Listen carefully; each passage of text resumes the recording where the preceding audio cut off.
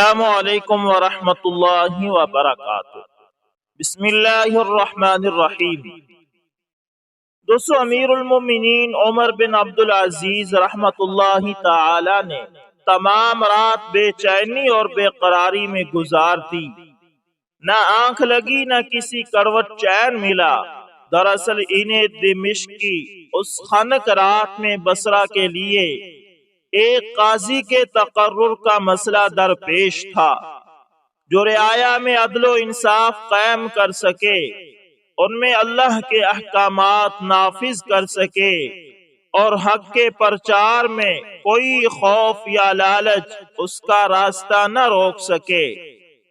کافی سوچ و بچار کے بعد ان کی نظر انتخاب ان دو آدمیوں پر پڑی جو دینی فقاہت، راہ حق میں استقامت، روشن خیالی اور بالغ نظری جیسے اوصاف میں تقریباً برابر تھے۔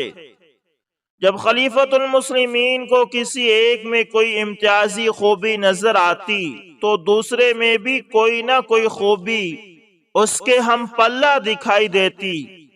صبح ہوئی تو اس نے عراق کے گورنر عدی بن ارطا کو بلایا جو اس وقت دمشق میں ہی تھا، اور اسے کہا، اے عدی، ایاس بن معاویہ مزنی اور قاسم بن ربیعہ حارسی کے ساتھ بصرہ کا قاضی مقرر کرنے کے متعلق بات کریں اور آخرکار ان دونوں میں سے کسی ایک کو بصرے کا قاضی مقرر کر دیں۔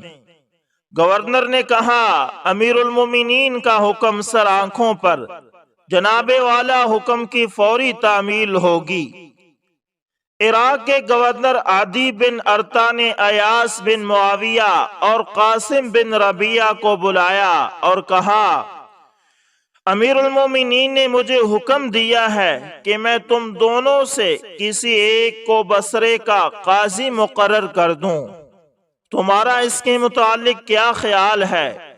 دونوں میں سے ہر ایک نے اپنے ساتھی کے بارے میں کہا کہ وہ مجھ سے اس منصب کے لیے زیادہ موزوں ہے۔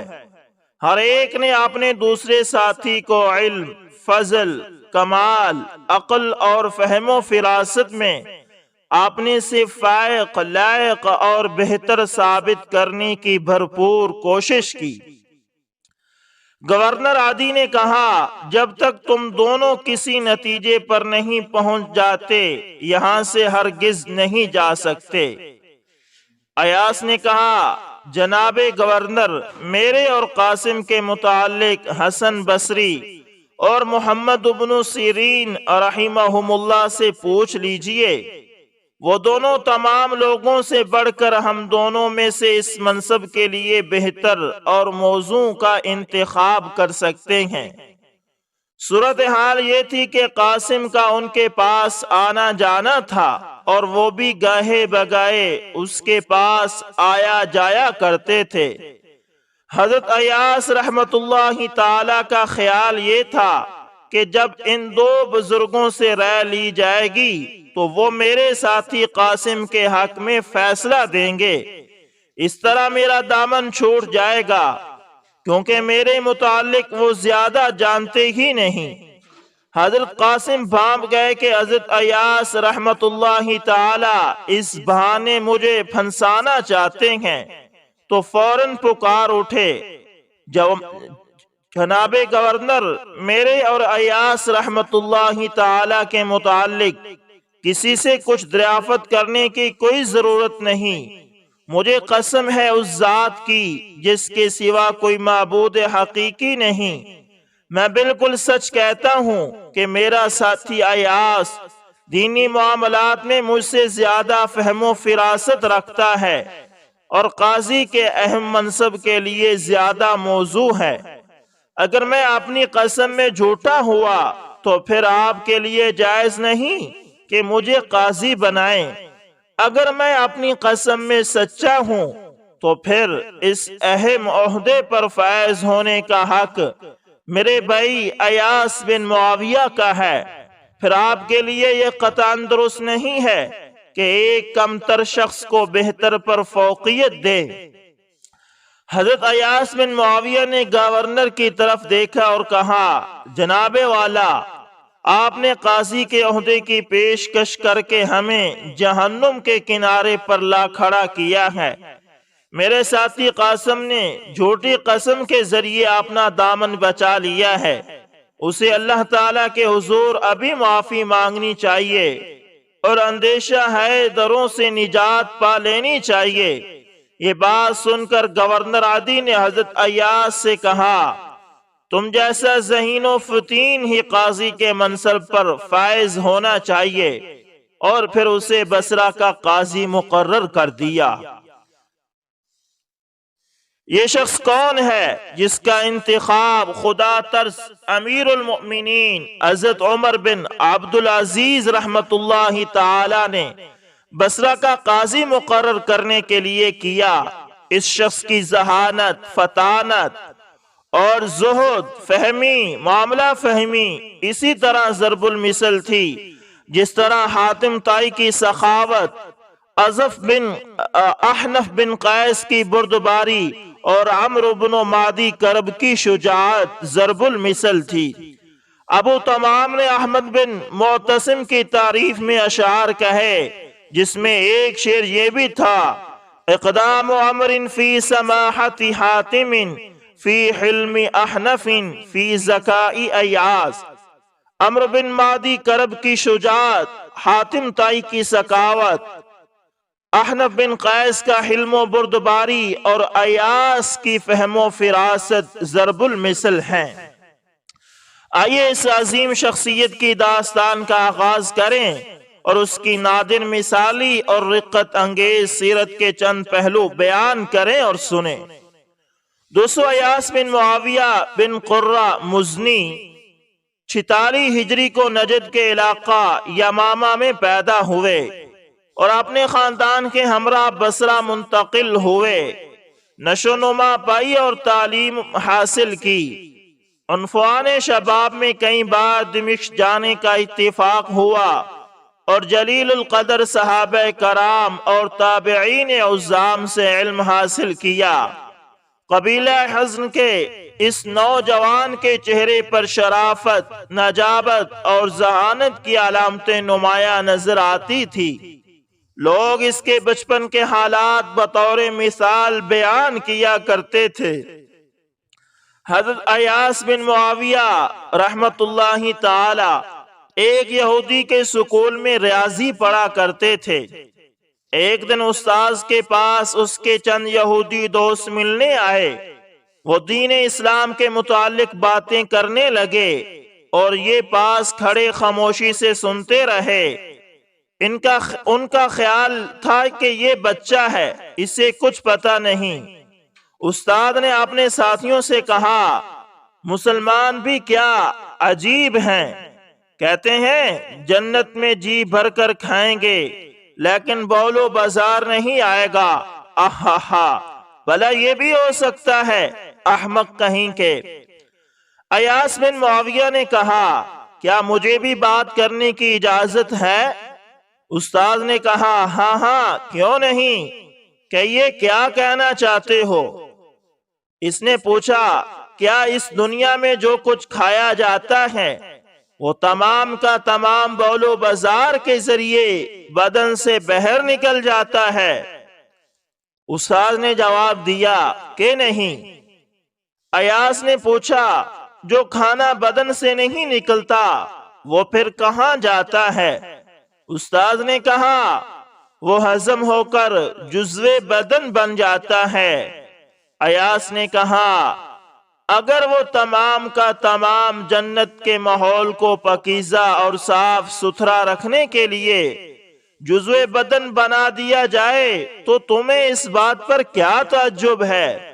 اس بات سے ان پر سناٹا چھا گیا اور وہ حیران رہ گئے۔ استاد نے اپنے ہونہار شاگرد کا ہاتھ بھینچتے ہوئے کہا، ارے چھوکرے، مروا دیا، دوستوں کے سامنے تو نے مجھے لاجواب کر دیا، تیری ذہانت اور حاضر جوابی کی کیا بات ہے؟ جس طرح یہ نوجوان عمر میں سال بسال بڑھتا گیا، اسی طرح اس کی ذہانت کے کرشمے سازیوں میں بھی پیش رقت ہوتی گئی۔ جب یہ دمشق پہنچا تو وہاں ایک جید عالم سے بنیادی حقوق میں کسی استحقاق کے متعلق اختلاف پیدا ہو گیا۔ جب وہ عالم کسی بھی دلیل سے اس نوجوان کو مطمئن نہ کر سکا تو وہ اس نوخیز جوان کو عدالت میں گھسیٹ لایا۔ جب وہ دونوں عدالت کے کٹہرے میں قاضی کے سامنے کھڑے ہوئے تو نوجوان نے مد مقابل پر دلائل کی بچھار کر دی اور زوردار آواز سے گرجنے لگا۔ قاضی نے کہا، برخوردار، آہستہ بولو، تیرے مقابلے میں ایک عمر رسید اور قابل احترام شخصیت کھڑی ہے، ادب کو ملحوظ خاطر رکھو۔ ایاس رحمت اللہ تعالی نے کہا، جناب والا، وہ حق جو دلائل کی روشنی میں آپ کے سامنے پیش کر رہا ہوں وہ عظمت میں کہیں ان سے بڑھ کر ہے۔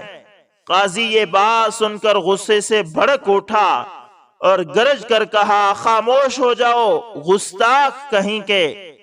نوجوان ایاس نے بغیر کسی گھبراہٹ کے پورے اطمینان سے کہا، جناب والا، اگر میں خاموش ہو گیا تو میرا مقدمہ آپ کی عدالت میں کون پیش کرے گا؟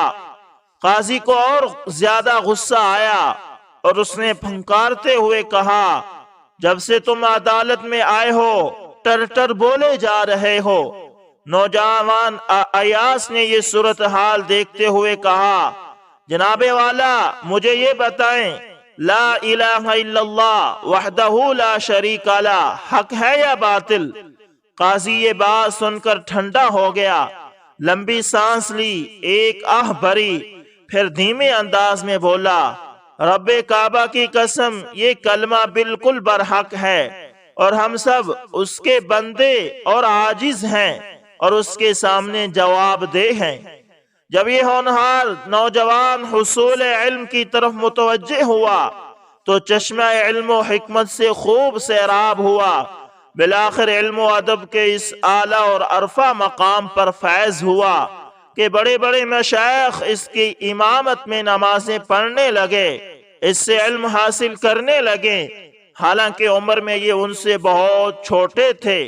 مسند خلافت پر فیض ہونے سے پہلے عبد الملک بن مروان نے بصرہ کا دورہ کیا تو اس نے ابھرتے ہوئے ایک ایسے نوجوان کو دیکھا جس کی ابھی مونچھیں نہیں پھوٹی تھی۔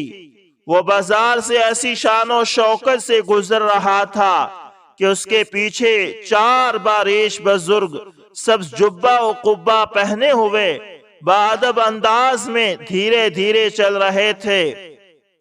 عبد الملک بن مروان نے یہ منظر دیکھ کر تعجب سے کہا، ان باریش بزرگوں کی عقل و دانش پر بڑا افسوس ہے، کیا ان میں کوئی بھی ایسا قابل بزرگ نہیں جو ان کے آگے چلتا؟ انہوں نے ایک چھوکرے کو اپنا قید بنا دیا ہے۔ پھر اس کی طرف دیکھتے ہوئے کہا، ارے نوجوان، تم کون ہو اور تمہاری عمر کتنی ہے؟ اس نے جواب دیا، امیر کی عمر دراز ہو اور اقبال بلند ہو، میرا نام ایاس بن معاویہ ہے اور میری عمر اسامہ بن زید جتنی ہے جسے رسول اللہ صلی اللہ علیہ وسلم نے اس لشکر کا امیر مقرر کیا تھا جس میں حضرت ابو بکر صدیق رضی اللہ تعالی عنہ اور حضرت عمر فاروق رضی اللہ تعالی عنہ بھی شامل تھے۔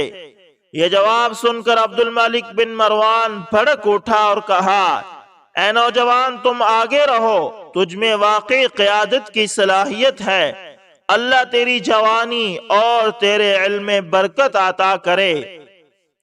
ایک سال رمضان کا چاند دیکھنے گھروں سے باہر لوگ نکلے اور ان میں پیش پیش جلیل القدر صحابی حضرت انس بن مالک رضی اللہ تعالی عنہ بھی تھے۔ اس وقت ان کی عمر تقریباً 100 سال تھی۔ لوگوں نے آسمان کی طرف غور سے دیکھا، انہیں کہیں چاند نظر نہ آیا، لیکن حضرت انس بن مالک رضی اللہ تعالی عنہ آسمان کی طرف دیکھتے ہوئے پکار پکار کہہ رہے تھے، وہ دیکھو چاند نظر آ گیا۔ اور اپنے ہاتھ سے اشارہ کر کے لوگوں کو چاند کی سمت بتا رہے تھے۔ لوگوں نے بڑی کوشش کی، پھر بھی کسی کو چاند نظر نہ آیا۔ وہاں حضرت ایاس نے حضرت انس بن مالک کی طرف دیکھا۔ ایک لمبا سفید بال بھووں سے اوپر اٹھ کر آنکھ کے سامنے آیا ہوا ہے۔ حضرت ایاس نے بڑے ادب و احترام سے اجازت لی، پیار سے اپنا ہاتھ بڑھایا، بڑی محبت اور سلیقے سے آنکھ پہ ہاتھ پھیر کر بال کو بھووں کے ساتھ برابر کر دیا، اور پھر پوچھا، جناب والا اب فرمائیے کیا چاند نظر آ رہا ہے؟ حضرت انس بن مالک رضی اللہ تعالی عنہ نے آسمان کی طرف دیکھا اور پھر فرمایا، اب چاند مجھے دکھائی نہیں دے رہا، واقعی بالکل دکھائی نہیں دے رہا۔ دراصل ضعف بصارت کی وجہ سے آنکھ کے سامنے آیا ہوا سفید بال انہیں باریک سا چاند معلوم ہو رہا تھا، جسے ایاس بن معاویہ نے ہٹا دیا تھا۔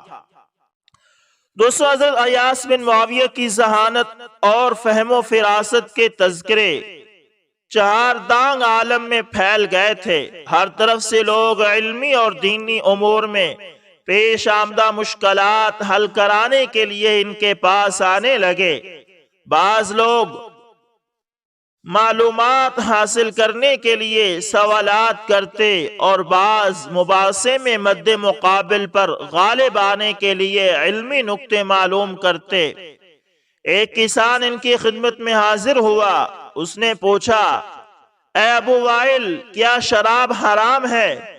فرمایا، ہاں یہ حرام ہے۔ اس نے کہا، پھل اور پانی کو آگ پہ پکایا گیا ہے، اصل میں یہ دونوں اجزاء حلال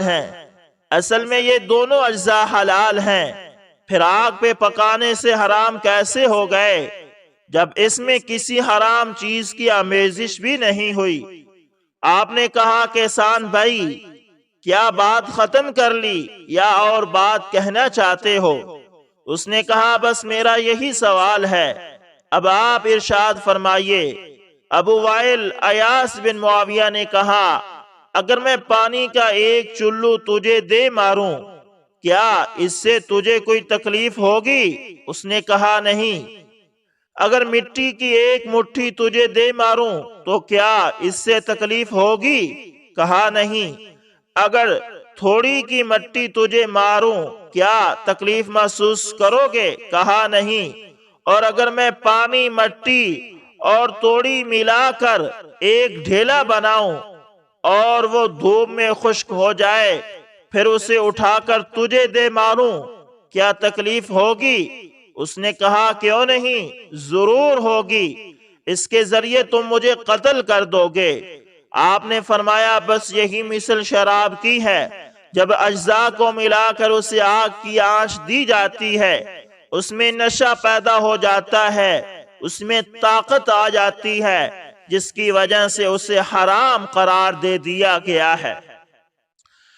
دوستو، جب حضرت ایاس بن معاویہ رحمت اللہ تعالی کو قضاء کا منصب سونپا گیا تو عدالتی فیصلوں میں ان کی جانب سے کئی ایک ایسے موقف کھل کر سامنے آئے جو ان کی ذہانت کی فراوانی، تدبیر کی فروتنی اور حقائق سے پردہ ہٹانے کی کمال صلاحیت پر دلالت کرتے ہیں۔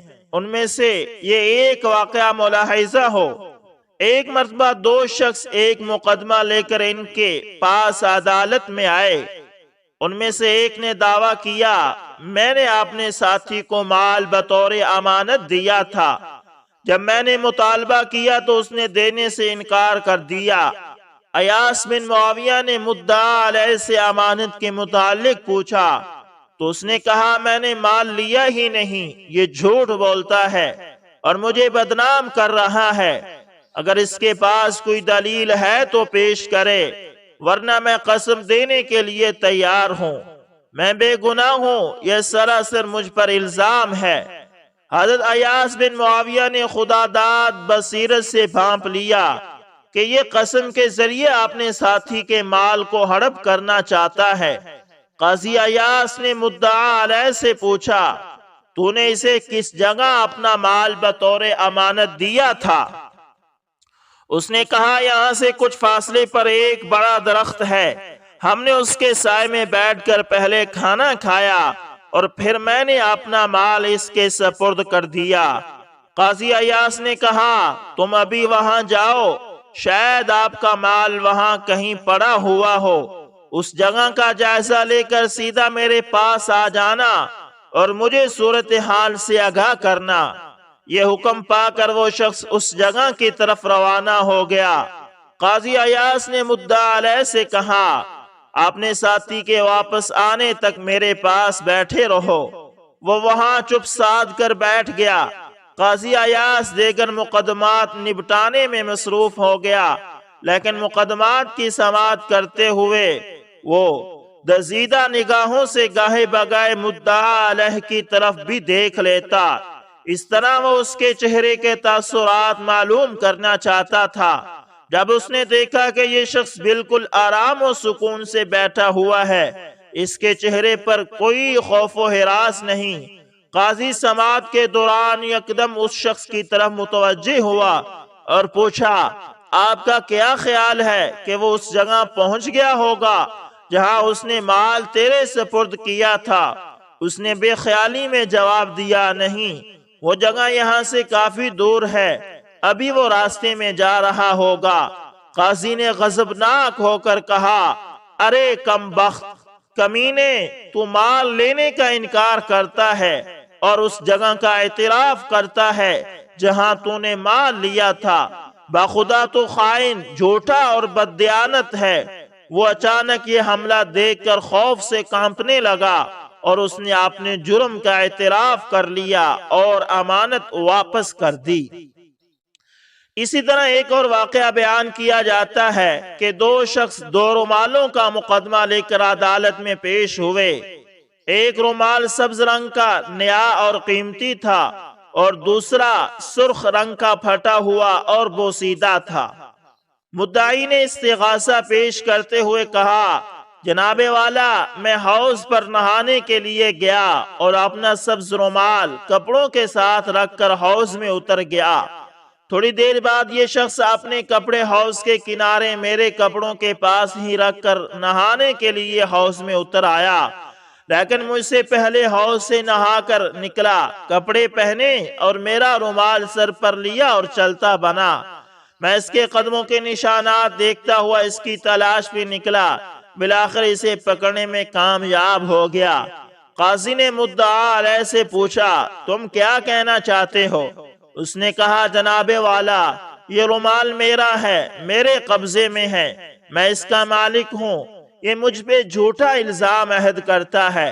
قاضی ایاس نے مدعی سے پوچھا تیرے پاس کوئی دلیل ہے کہ یہ رومال واقعی تیرا ہے؟ اس نے کہا دلیل میرے پاس کوئی نہیں، میں آپ کی عدالت میں انصاف کے لیے آیا ہوں، یہ میرا قیمتی رومال ہے، مجھے دلا دیجئے، اللہ تمہارا بھلا کرے گا۔ قاضی نے اپنے دربان سے کہا ایک کنگھی لاؤ۔ دربان کنگھی لے آیا۔ قاضی نے دونوں کے سر پر کنگھی پھیری، ایک کے سر سے سرخ ریشے اور دوسرے کے سر سے سبز ریشے برآمد ہوئے، لہذا سرخ رومال اسے دے دیا جس کے سر سے سرخ ریشے نکلے تھے، اور سبز رومال اس کے سپرد کر دیا جس کے سر سے سبز ریشے برآمد ہوئے تھے۔ اس طرح عدل و انصاف کے مطابق حق والے کو اس کا حق مل گیا۔ دوستو، قاضی ایاس نے اپنی بے پناہ ذہانت، قابل رشک قوت استدلال، زور فہمی اور حاضر جوابی کے باوجود اعلیٰ عدالت میں ایسے اشخاص سے بھی واسطہ دوستو، قاضی ایاس نے اپنی بے پناہ ذہانت، قابل رشک قوت استدلال، معاملہ فہمی اور حاضر جوابی کے باوجود انہیں ایسے اشخاص سے بھی واسطہ پڑ جاتا جو اپنی بات دلائل سے منوا لیا کرتے تھے اور انہیں خاموش ہونے پر مجبور کر دیا کرتے تھے۔ ایسا ہی ایک واقعہ انہوں نے خود بیان کرتے ہوئے فرمایا کہ ایک شخص کے علاوہ آج تک کوئی بھی گفتگو میں مجھ پہ غالب نہ آ سکا۔ وہ اس طرح ہوا کہ میں بصرہ کی عدالت میں مقدمات نبٹانے کے لیے بیٹھا ہوا تھا۔ ایک شخص میرے پاس آیا اور اس نے بڑے تمطراق سے کہا میں یہ گواہی دیتا ہوں کہ فلاں باغ فلاں شخص کا ہے۔ اس نے یہ بات بڑے ہی روب و دبدبے سے کہی۔ میں نے اس کی گواہی کا امتحان لینے کے انداز میں پوچھا، جس باغ کے متعلق گواہی دے رہے ہیں اس میں کتنے درخت ہیں؟ اس نے سر جھکایا، پھر سر اٹھا کر بولا، جناب والا، گستاخی معاف، آپ کتنے عرصے سے اس کمرہ عدالت میں فیصلہ سنانے کا فریضہ سر انجام دے رہے ہیں؟ فرمایا، کافی عرصے سے۔ اس نے پوچھا، کیا آپ بتا سکتے ہیں کہ اس کمرے کی چھت میں کتنی لکڑیاں استعمال ہوئی ہیں؟ میں پریشان ہوا اور کہا، اس کا مجھے علم نہیں، اور ساتھ ہی میں نے شرمندہ ہو کر اسے کہا، بھائی آپ کی گواہی سچی ہے، میں اسے تسلیم کرتا ہوں۔ جب حضرت ایاس بن معاویہ رحمت اللہ تعالی 76 برس کے ہوئے تو انہوں نے خواب میں دیکھا کہ وہ اور ان کے والد محترم 2 گھوڑوں پر سوار برابر دوڑے جا رہے ہیں، نہ کوئی ایک قدم آگے ہے اور نہ پیچھے۔ ان کے والد محترم 76 برس کے ہو کر فوت ہوئے تھے۔ ایک رات حضرت ایاس اپنے بستر پر دراز ہوئے۔ گھر والوں نے کہا، کیا تم جانتے ہو یہ رات کون سی ہے؟ انہوں نے کہا، نہیں۔ فرمایا، یہ وہ رات ہے جس میں ابا جان نے اپنی عمر تمام کی تھی۔ یہ کہاں اور سو گئے۔ جب گھر والوں نے صبح دیکھا تو یہ ابدی نیند سو چکے تھے۔ انا للہ و انا الیہ راجعون۔ اللہ قاضی ایاس بن معاویہ پر اپنی بے پایہ رحمتوں کی بارش نازل کرے۔ وہ بلا شبہ ذہانت، فطانت، حق گوئی، عدل گستری، معاملہ فہمی اور حاضر جوابی میں نابغہ عصر اور فرید الدہر تھے۔ تو دوستو، یہ تھے حضرت قاضی بن ایاس معاویہ رحمت اللہ تعالی، جن کے زندگی کے متعلق چند ایک واقعات آپ کی پیش خدمت کیے ہیں۔ امید کرتا ہوں ویڈیو اچھی لگی ہوگی، پسند آئے تو لائک شیئر کمنٹ لازمی کریں، اور اگر آپ ہمارے چینل AS انفارمیشن TV پر نئے تو اس کو لازمی سبسکرائب کریں اور ساتھ میں بیل کے نشان کو دبانا نہ بھولیے گا تاکہ ہر نئی ویڈیو کا نوٹیفیکیشن آپ تک پہنچتا رہے۔ ملتے ہیں کسی نیکسٹ اچھی سی ویڈیو کے اندر، تب تک کے لیے اللہ حافظ، جزاکم اللہ خیر۔